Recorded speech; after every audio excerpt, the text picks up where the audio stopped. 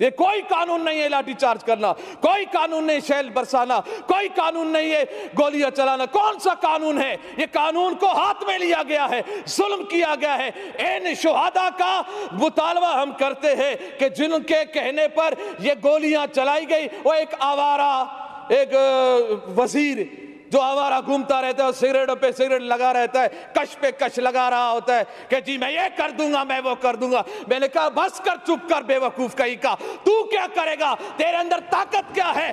ارے کرنے والا تو میرا رب ہے. میرے رب کے عذاب میں آ گئے تو پھر پکڑ ہی پکڑ ہے.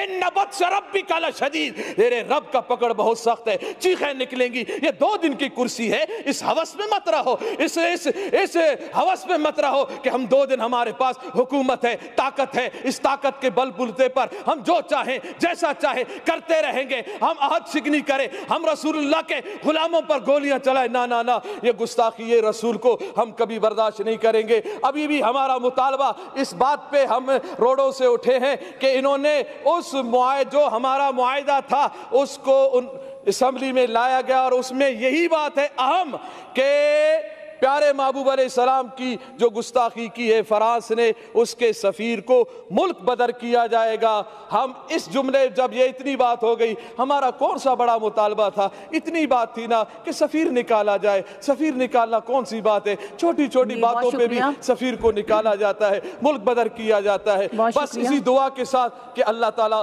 پاکستان میں نظام مصطفیٰ صلی اللہ علیہ وسلم قائم فرمائے، اس کے اسباب و ذرائع بتائے، اور اللہ تعالیٰ دین دشمنوں کو نیست و نابود فرمائے. لبیک لبیک لبیک یا رسول اللہ، لبیک لبیک لبیک یا رسول اللہ. تاجدار ختم نبوت زندہ باد زندہ باد. من سب نبیان